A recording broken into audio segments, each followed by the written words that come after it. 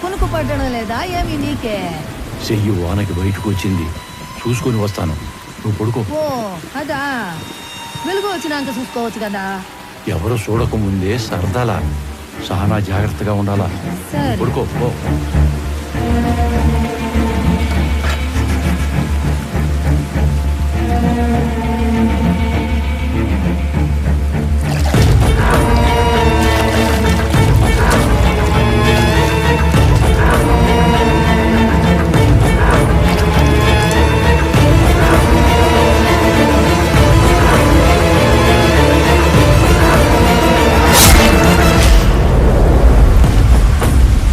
దుర్బల స్వాహ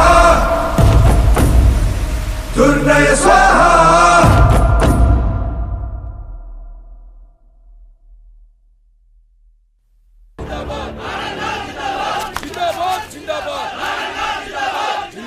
ఈ గొడవ ఏంటి సార్?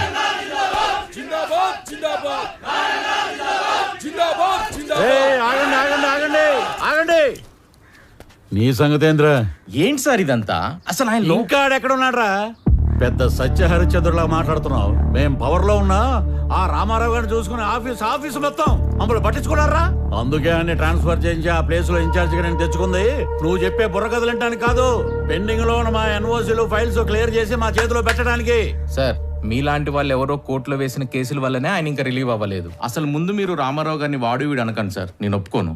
ఒప్పుకోపోతే ఊరేసుకోరా. అయినా నువ్వేంట్రా కొత్తగా ఈ మధ్య పొద్దు తిరుగుడు పూరా ఆడేపు తిరుగుతున్నావు? అంటే రామారావు గారితో పనిచేస్తే చాలు, ఎవడైనా సరే నిజాయితీ మాత్రం పుచ్చుకుంటారనమాట. ఇవన్నీ కాదురా, ఇప్పుడే ఫైల్స్ క్లియర్ చేయలేదనుకో, నిన్ను ఆఫీసుని మొత్తం తగలెట్టి ఊడిచ్చేసి తీసుకెళ్దామని చెప్పి మంది మార్పులంతో వచ్చా. సార్ ఏంటి సార్ ఇదంతా? రే ఆడ మీద పెట్రోల్ పోయండి. ఇప్పుడు అవుతారా పనులు? ఈ ఎడంకన్ను కొట్టుకున్నప్పుడల్లా నేను నేల కతుక్కున్నాను రా, ఏదో జరగబోతుంది.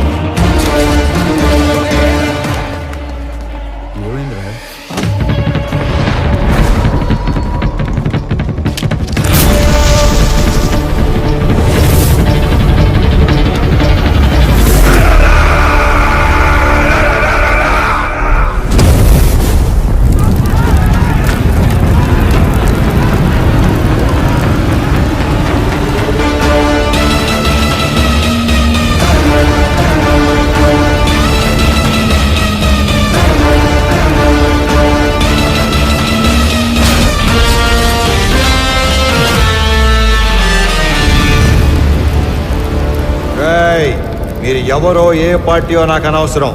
ఎవరైనా సరే అధికారంలో ఉన్నాం కదా అని కొండలు తవ్వేస్తాం, చెరువులు పూడి చేస్తాం, అడ్డంగా భూములు కొట్టేస్తామని దౌర్జన్యం చేద్దాం అనుకుంటే అవుట్ అవుట్.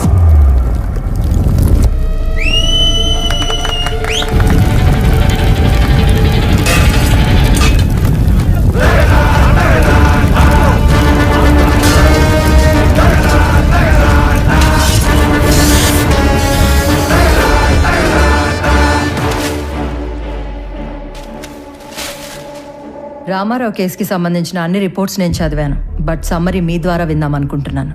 అఫ్ కోర్స్ యువరానో, మేము రామారావుకి సంబంధించిన అన్ని యాక్టివిటీస్, అతను పెట్టే ఖర్చులు, ప్రాసెస్ చేసిన ఫైల్స్ అన్ని ట్రాక్ చేసి చూశాక ఒకటి కన్క్లూడ్ చేయగలం. In simple words, mister Ramarao is highly controversial in his deeds but very calculative in his moves. మీరు అనుమతిస్తే Indo Japanese power project case తోటి ప్రారంభిస్తాను.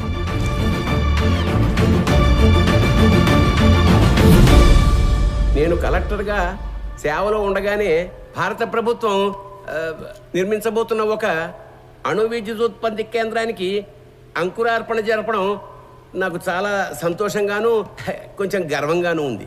మన ప్రభుత్వం చేసిన 3200 ఎకరాల భూసేకరణ ఈ విజయానికి కారణమైతే స్పెషల్ కలెక్టర్ రామారావు గారి చొరవ ఔన్నత్యం వల్లే ఇది సాధ్యమైంది అన్న సబబు.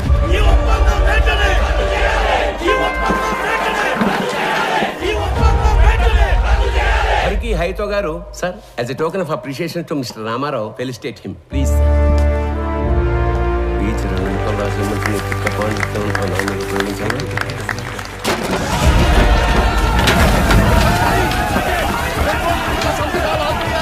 సార్ ఏమైంది? వెనక్ గేట్ నుంచి కంపెనీ వాళ్ళు లోపలికి వచ్చినట్టు రైతులకు తెలిసిపోయింది సార్. అందరూ బార్కెట్ దాటి లోపలికి వచ్చేస్తున్నారు.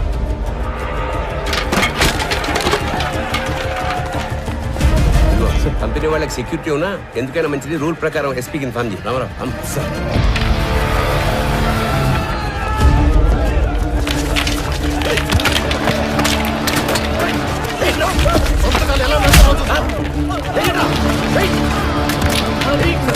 లోపలికి వెళ్ళండి, లోపలికి తీసుకెళ్ళండి. లోపలికి వెళ్ళండి.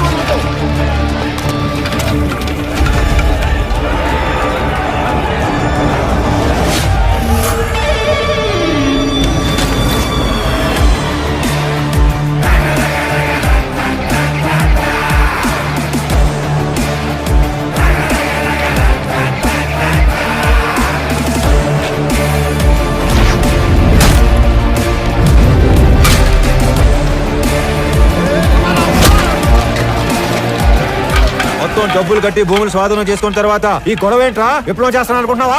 అవును, విప్లవమే. దున్నే ప్రతి రైతు నిత్య హరిత విప్లవం చేపట్టే నీలాంటి వాళ్ళు రోజు మేము పెట్టింది తిని మా మీద పెత్తనం చెలాయిస్తున్నారు. ఏందిరా పెద్ద పెద్ద మాటలు మాట్లాడుతున్నావు? అయిందేదో అయిపోయింది. అందరూ బయటకు వెళ్ళండి. వెళ్ళమండి.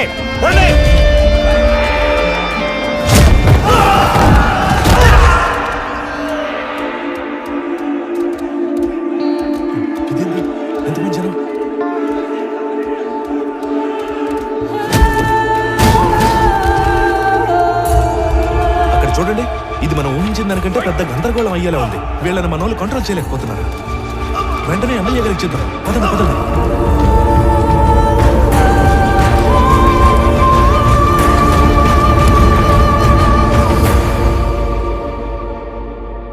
చూడు రామారావు, చేసిన పని లెటర్గా వేస్ట్ అయిపోయేలా ఉంది. చేయి దాటిపోకముందే ఈ ప్రాబ్లమ్ సాల్వ్ చేయమని పైనుంచి నాకు ఆర్డర్స్ వచ్చాయి. మీ నెత్తి మీద కట్టు, నా ఒంటి మీద దెబ్బలు, ఇంకా చేయి దాటకపోవటం ఏంటి సార్? మొత్తాన్ని లోపల నుంచి మన పని చేసుకోవటమే. రైతులా సార్ వీళ్ళు? రౌడీలు. ఆయన నువ్వేంట్రా? సమస్య ఇంకా పెద్ద చేసేలా ఉన్నావు. వదులు. ఈ గొడవ ఇంకా పెద్దది. నేషనల్ ప్రెస్కి ఎక్కితే ఈ వెంచర్కి బ్రేక్స్ పడతాయి. అందుకే సెంట్రల్ మినిస్టర్ రంగంలోకి దిగి కాంప్రమైజ్ చేయమని. ఈ ప్రాజెక్ట్ లో మా హైకమాండ్ కి ఇండైరెక్ట్ గా షేర్ ఉందయ్యా. ఈ రోజు ఆ అగ్రిమెంట్ అవ్వకపోతే పార్టీలో నన్ను పక్కన పెట్టేస్తారు. సార్ లాస్ట్ మినిట్ లో ఇంత హంగామా చేసి బ్లాక్ మెయిల్ చేయడానికి వచ్చారు సార్ వీళ్ళు. రామారావు, మనం కొన్నది ఎకరం 7 నుంచి 8 వేలకి. కానీ ఎంఓయూలో ఎకరాకి 40,000 డిక్లేర్ చేశాం. అంటే రూపాయి పెట్టకుండా ఢిల్లీ హైకమాండ్ బినామీలకు 20%, మన గవర్నమెంట్కి 30% షేర్ వస్తుంది. అందుకే కొంత అఫీషియల్ గా కొంత అన్అఫీషియల్ గా డబ్బిచ్చి రైతులను ఒప్పించి ఇష్యూ క్లోజ్ చేద్దాం అనుకుంటున్నాం. నువ్వు ఇంటికెళ్ళు, రైతులతో మేం మాట్లాడతాం. నువ్వుంటే కోపాలు ఇంకా పెరుగుతాయి. నువ్వు వెళ్ళు రామారావు. ఆ రోజు అర్ధాంతరంగా రామారావుని ఇంటికి పంపించి రైతులందరికీ ఎకరానికి 20,000కు పైగా డబ్బు కట్టి ఎంఓయూను ముగించారు. కొన్ని రోజుల తర్వాత ఎమ్మెల్యే సత్యనారాయణ గారికి రామారావు మీద అనుమానం వచ్చింది. ఎంఓయూలోని కాన్ఫిడెన్షియల్ రేట్స్ రైతులకు చెప్పి వాళ్ళను రెచ్చగొట్టి రామారావే తిరుగుబాటు చేయించాడని కేసు పెట్టారు. అనుకున్న దానికన్నా ఎక్కువగా రైతులకు చెల్లించిన 7 కోట్ల రూపాయల పరిహారంలో రామారావు కమిషన్ తీసుకున్నాడని కూడా కేసు పెట్టారు.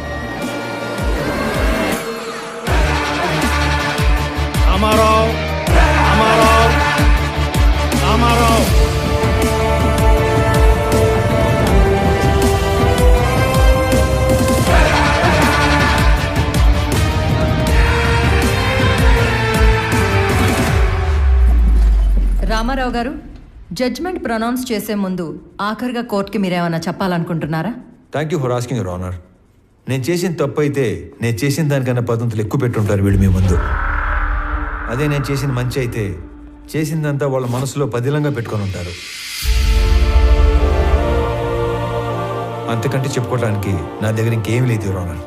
అభియోగం మోపబడ్డ 17 కేసులలో 3 కేసులు క్లిష్టమైనవి కావడం వలన ఒక ఫ్యాక్ట్ ఫైండింగ్ కమిటీని కోర్టు ఏర్పాటు చేసింది.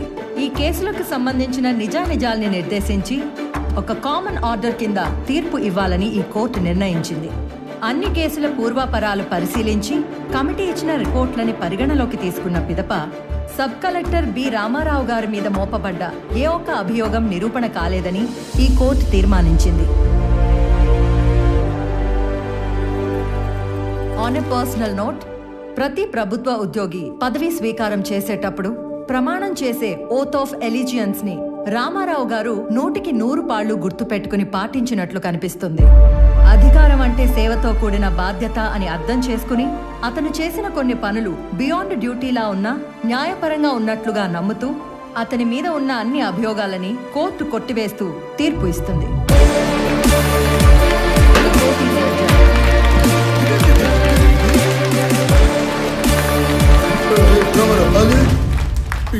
కోర్టు నుంచి తప్పించుకోగలమేమో కానీ నా నుంచి తప్పించుకోలేవు. ఎంత తోత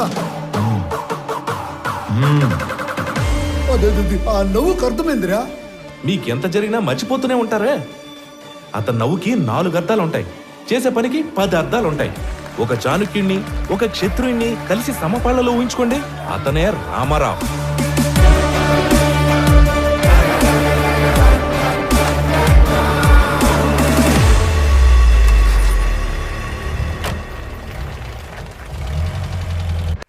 ఇదేంటి మాయా, మీ సామాన్లు తక్కువగా ఉన్నట్టున్నాయి? అంటే 2-3 రోజులకే కదా అని. అంటే మిగతావన్నీ ఆయన ఊరు పంపించేస్తారు బాబు. అక్కడికొచ్చి 2 రోజులుండి వెళ్ళిపోతాం. ఇంటి కండిషన్ ఎలా ఉందో ఏమో. మీరు ఎక్కడికి వెళ్తలేదు మాయా, అక్కడే మన ఇంటి వెనకాల ఒక ఇల్లు ఖాళీగా ఉంది. నాతో మాట్లాడమని చెప్పాను, మీరు మాతో వస్తున్నారు. మీరు కూడా మా గుమ్మ సముద్రం వాస్తువులు అయిపోతున్నారు. ఇకపై మనందరం కలిసే ఉండిపోతున్నాం. మీకు ఎలా థ్యాంక్స్ చెప్పాలో తెలియట్లేదు అల్లుడు గారు. మీ ఇద్దరు లేకపోతే మేము అల్లాడిపోయేవాళ్ళం.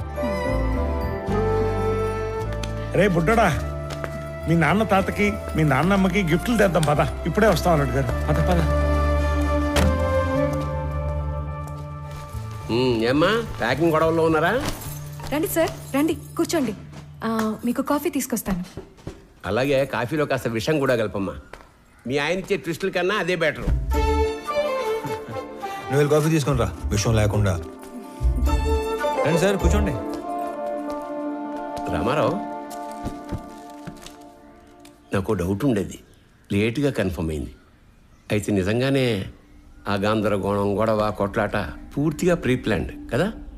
సార్, లోపల ఉన్న మీకు తెలిసింది ఒకటైతే బయట జరిగింది మాత్రం మరొకటి. ఎలా పెడతారో చూస్తాం.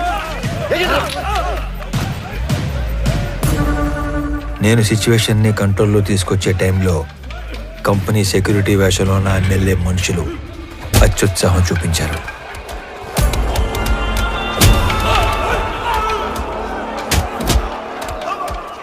రైతుల మీద చెయ్యేస్తే చూస్తూ ఊరుకుంటానా సార్?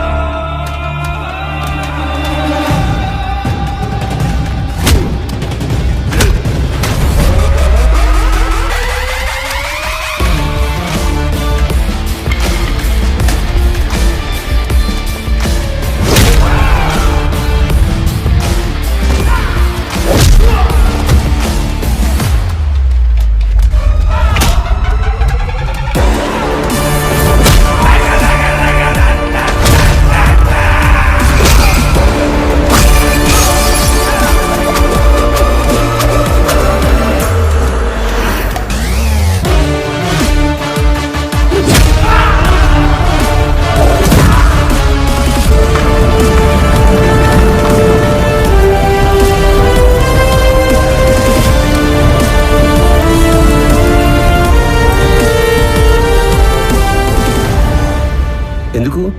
మన ప్రభుత్వాలు కష్టాల్లో ఉన్న మహాప్రభు ఆదుకోండి అని అడిగితే పైసా కూడా సాయం చేయం. అదే నష్టపరిహారం అయితే లక్షలు ఇస్తాం. అందుకు పని చేయడానికి లంచం తీసుకునేవాళ్ళని చూశాను, పని చేయకుండా ఉండడానికి లంచం తీసుకునేవాడిని చూశాను. కానీ జనం పనిచేసి రిస్క్ తీసుకునేవాడిని నిన్నే చూస్తున్నాను. Really I'm proud of you Ramarao. Sorry, wrong టైంలో వచ్చినట్టున్నాను. లేదమ్మా, రైట్ టైంలో వచ్చావు. ఈ ఆయన మెరుపు లాంటి వాడు, శబ్దం లేకుండా వెలుగునిచ్చే రకం. సొంత ఊరికి వెళ్ళాక కూడా అతను అలాగే మెరవనివ్వండి.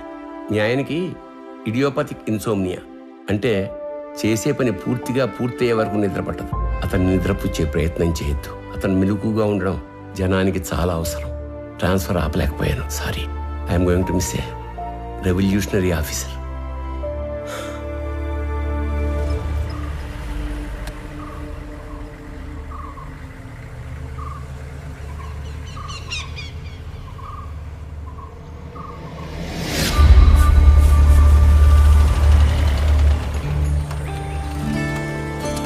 రామ్మా. బాగున్నారా అత్తయ్య? బాగున్నారా మావయ్య గారు? ఇరుగు దిష్టి, ఏం దొప్పించు మహాలక్ష్మి. పొరుగు దిష్టి, ఊళ్ళో వాళ్ళ దిష్టి, అందరి దిష్టి పోవాలా. అనంతం ఇది ముక్కలే దిష్టి అంతా పోవాలా. రామ్మ లోపలికి రామన్న.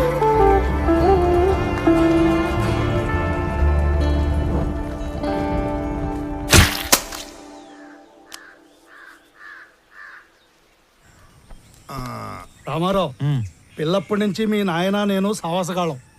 అవకాశం వచ్చింది కాబట్టి చెప్తున్నా ప్రసాదరావు, మీ ఓడికి ట్రాన్స్ఫర్ అయ్యి ఆఫీసర్గా మనం ఊరికి రావటం వలన మన వాళ్ళకి ఎంత లాభమో తెలుసా? ఏ గమనం ఉండవయ్యా, ఛాన్స్ దొరికిందని సన్మాన సభ పెట్టబాకు. వాడికి ఆనంద్ ఎట్లున్నావు?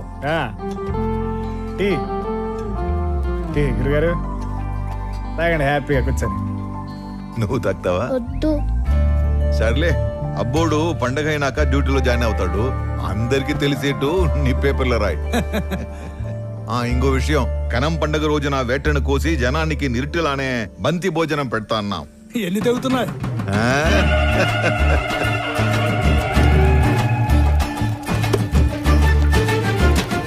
అనంత్, దుడ్డికి నీకు అంత లంకే ఉండదబ్బా. మటన్ కొట్టు సీనా అని పిలిస్తే సలపాగా నరికేటోడే. ఇప్పుడేమి తొందరైనదా? నాకి 3 తలలు అలాకాగా నరికినానా లేదా? ఏంటమ్మా, బాగున్నావా? బాగున్నానండి. చాలరాపా, ఆ చేతితో ప్రసాదం తీసుకుని రెండో చేసి ఆపుతా ఉన్నావు. ఇచ్చే ఈ పెద్ద ఆయన ఎవరో బయటూరి మనిషిలా ఉన్నాడు. ప్రశాంత్ బాబు. రే అనంతు, మన వియ్యంకులు పెద్దమ్మ ఇంకా ఇంటికాడిని అరువులు చేస్తా ఉండారేమో, పోయి తొలగరా పో. వంటోళ్ళకి దుడ్లు ఇచ్చేసి ఉరకలాడతా పెద్ద. ఏందిరా ఎప్పుడు డబ్బు డబ్బు. ఇది ఇంకా మారలేదు. పోయొచ్చా? ఏంది రోయ్ పెట్టి చేస్తా ఉండారు? సిఐసార్ సంగతి మరుచావా? ఆయనకి గానీ తెలిస్తే కాల్చి పడేస్తాడు. సార్, మేము ఇతూరు వచ్చే కయ్యలేదు సార్. మీరు గాని బలమందం పెట్టినారో ఆ మీట పెద్ద తంపు అవుతుంది. ఏంద్రో మొడుచుకొని మాట్లాడుతున్నావు? పోలీసులు పళ్ళులోని కొడతాడారేంది? అక్కడ ఏం జరుగుతుంటది? వస్తారా రారా? ఏందిరా శుభు? ఎలా సార్, ఏమైనాది? ఎందుకు కొడతా ఉంటారు? నీకేంద్రా చెప్పేది? నువ్వు పెద్ద పొడికివా? పో పో. నాకు చెప్పండి, నేను కొత్తగా వచ్చిన డిప్యూటీ కలెక్టర్ని, ఈ మండలం ఇన్ఛార్జ్ ఎంఆర్ఓని. అభి, నువ్వు చెప్పు, మిమ్మల్ని యాదానికి కొడుతున్నారు పోలీసులు? ఇదేం కొత్త కాదనా? ఏ పండగ వచ్చినా వాళ్ళ పార్టీ అయినా ఇలా సిఐ మమ్మల్ని 4 ఐదుగురు గుంజుకుని పోయి యాటకు పంపుతారు, కొండ చేపిస్తారు. మాతో గొడ్డు చాకరీ చేపించుకొని పైసా కూలీయకుండా తరుముతారన్నా. ఏమన్నా మాకు పండగ ఉండదా ఏమి? చూడండి, వీళ్ళు యాడికి రారు. మీరు పోండి, లేదంటే మీ 4 మీద యాక్షన్ తీసుకోవాల్సి వస్తుంది. పదండ్రా, వెళ్ళి సేక్ చేద్దాం. జాగ్రత్త, వెళ్ళండి. పదండ్రా. కబీర్, ಪೋರ್ಟ್ ಏಜೆಂಟ್ ಆಗಿ ಕೆಲಸ ಮಾಡ್ತಾಗೆ ಸರ್. అంటే పోర్ట్ నువ్వు ఆపరా స్వామి, పొదుగుకలు చెప్పిందే చెప్పగాక. అదే నాకు పెద్ద కష్టమైన పనేం కాదు. అవేమైనా అగ్గిపుల్లనే ఏంది గుట్టుగా పెట్టిలో దాచిపెట్టుకోవడానికి? 450 టన్నుల మాలు, పెద్ద పెద్ద కంటైనర్లు నా డెగకను దాచిపెట్టడం అంత తేలికేం కాదు. నువ్వు ఉండరా స్వామి, పెద్ద మనిషి మాట్లాడలా. పోయి నీ బాసుకు చెప్పు, మాల్ కనిపెట్టి కబురు పెడతాను. పోగు. ಆಯ್ತು ಸರ್. ఇప్పుడు చెప్పు సార్. ఆ కుర్రాళ్ళని తీసుకొని వస్తుంటే మన పైన ఎవరో యాక్షన్ తీసుకుంటా అంటున్నారు సార్. నువ్వే చేస్తా ఉండవు? ఆర్ఎంపీ ప్రాక్టీస్ చేస్తా ఉండానా? ఎట్లుండదు నీ ప్రాక్టీస్? ఏదో మట్టసంగా పోతా ఉండదునా, అగ్గువగా వైద్యం అందిస్తా ఉండాను. అదొక సాటిస్ఫాక్షన్. సరేనా, నీతో ఏదైనా పని పడితే టైం చూసుకొని వస్తాను. ఎవడురా వాడు ఇందాక యాక్షన్ తీసుకుంటా అంది? నా యాళ్ళు లాగి పీకాల్సిన పనిచ్చి లగెత్తుకుని వచ్చారు. వెతకండి రా వాడిని, పట్టుకురండి. మనం పట్టుకొచ్చే పని లేదు సార్, ఆయన్నే వస్తున్నాడు. ఎడా అతనే సారు.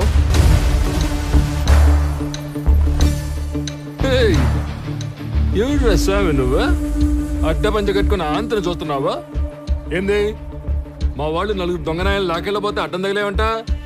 క్రిమినల్స్ ని పట్టుకోకుండా ఆపడం కూడా నేరమే, తెలుసా నీకు? తెలుసు. నీలాంటి పోలీసులు క్రిమినల్స్ ని నేరం చేసినప్పుడు పట్టుకునేది తక్కువ, అవసరం అయినప్పుడు పట్టుకునేది ఎక్కువ. ఏందిరా స్వామి నువ్వు మాట్లాడేదా? ఏడు నుంచి వచ్చావు? నీ మాటలు చెప్పించుకోవడానికి రాలే ఈడకి. నువ్వెంత యాక్షన్ తీసుకుంటావు అన్నట్టుగా. ఏంది నువ్వు యాక్షన్ తీసుకున్నదా? నువ్వు డిప్యూటీ కలెక్టర్ ఎంఆర్ఓ అయితే పోయి నీ ఆఫీసులో కూర్చొని స్టాంపులు కొట్టి సంతకాలు పెట్టుకో, పోలీసులతో పెట్టుకోగాక. చూడు, నేనేదో సర్టిఫికెట్స్ మీద సంతకాలు పెట్టుకుంటా, రేషన్ కార్డులు పంచుకుంటా ఆఫీస్లో మాత్రమే కూర్చునే రకం కాదు. As an executive magistrate of this sub division of the district, I'm responsible for operating preventive sections of code of criminal procedure. By the way, ఇక్కడ జరిగిన స్పెసిఫిక్ ఇన్సిడెంట్లో I clearly observed violation of fundamental rights, which is a crime. Crime మీ police వాళ్ళే చేశారు కాబట్టి all of you నేనా will have to appear and explain your stand in my office if you extend this issue any further. Sir sir వాడు ఎంఆర్ఓనే కదా sir? అదేంది మిమ్మల్ని ఆఫీస్కి వచ్చి సమాధానం చెప్పంటాడే? ఎంఆర్ఓకి మనల్ని ఎంక్వైరీ చేసే పవర్స్ ఉంటాయా ఏమి సార్? నాకు మాత్రం ఏం తెలుసు స్వామి. వాడు చెప్పిన స్టైలు పోసు చూస్తుంటే ఆ పవర్స్ ఏదో ఉన్నట్టే ఉంది. ఓ సార్, ఈ ఏటికి రికార్డింగ్ డాన్సులు మనకి లేకుండా చేశాడు. రామాతో పెళ్లి తర్వాత జీవితం గురించి చాలా కళ్ళు కన్నాను. ఏ చిన్న సమస్య వచ్చినా మాలో మేమే ఒకరికొకరం సాయం చేసుకునేవాళ్ళం. అనుకున్నట్లే రామాకి ఉద్యోగం వచ్చింది. మా పెళ్లికి ఏ అడ్డంకి లేదు కదా, అంతా అనుకున్నట్లే జరుగుతోంది అని సంతోషంగా ఉన్న సమయంలో ఇటువైపు పద. అయ్యర్లో ఇంటికి అడిగి సరే, ఆడి నుంచి ఇంటికి పోదాం. అక్కడ చిన్న పని ఉంది, నువ్వు పద. నమస్తే బాబు. నమస్తే బాబాయ్, బాగున్నారా? బాగుండవయ్యా? బాగుండా విని. ఏంటి మహాలక్ష్మి? కూర్చోండి బాబు. ఇదిగో అబ్బాయి వాళ్ళు వచ్చారు, అమ్మాయిని తీసుకురండి. అలాగే అండి.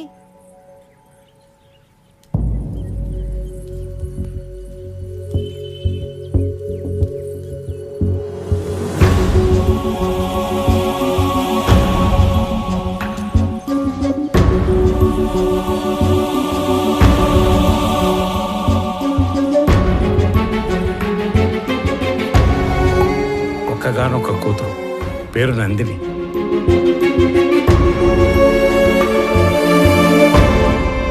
ఏంటి నేను ఇది? ఎవరి అమ్మాయి? మాలిని గురించి మీకు తెలుసు కదా? తెలిసే వీళ్ళని రమ్మని చెప్పినాను. మాలినికి పెళ్ళైపోయినది. మాలినికి పెళ్ళైపోయింది నాయనా? కారణాలు తెలియదు. మాలినికి పెళ్లి జరిగిపోయినాదని తెలిసి నువ్వు ఎట్ట రియాక్ట్ అవుతావు అని మేం బేజారైపోయినాము. తండ్రిగా నీకు మంచి తోడుని వెతికి పెట్టడం నా బాధ్యత. నిర్ణయం నీ హక్కు. లేదైనా నాకు కొంచెం టైం కావాలి. ఆ తర్వాత నిర్ణయం మీరే తీసుకోండి. నువ్వు నీ ప్రాణం పోయినా నీ స్వార్థం కోసం అయితే వేరే పెళ్లి ఒప్పుకో. ఏదో ఒక కారణం చేతే ఈ పెళ్లి చేసుకుని ఉంటావు. నువ్వు తలదించుకునే తప్పేమీ చేయలేదు మాలిని. మన ప్రేమ మన ఇద్దరికి మాత్రమే సంబంధించింది. పెళ్లి మన వాళ్ళందరికీ సంబంధించింది. ప్రేమ విషయంలో మనలో ఎవరో ఒకటి నిర్ణయం తీసుకోవచ్చు, కానీ పెళ్లి విషయంలో మన వాళ్ళందరూ నిర్ణయం తీసుకోవాలి. ఎందుకు ఏమిటి అని అడగటానికి నేను రమ్మలేదు. నిన్ను చూసి చాలా రోజులైంది కదా, చూద్దామని రమ్మన్నాను. మాలిని, ఒక్కసారి తలెత్తి చూడు.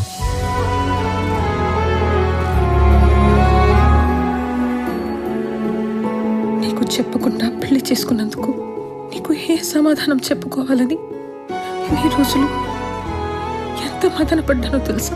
ఒక పసిపాపని కిందకి దించినంత తేలిగ్గా నా గుండెల మీద బరువు అంతా దించేశావు.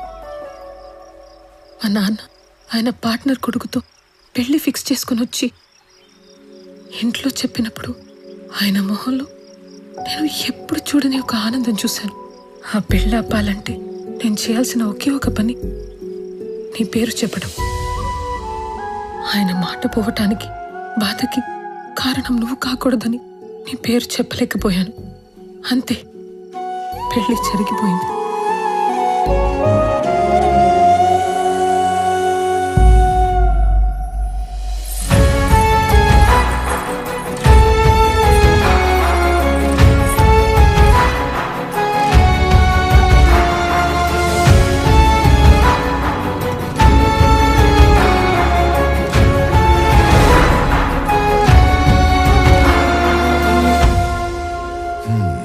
మన ఇంటి కోడలుగా రావాల్సిన అమ్మాయి పాపం తలరాత.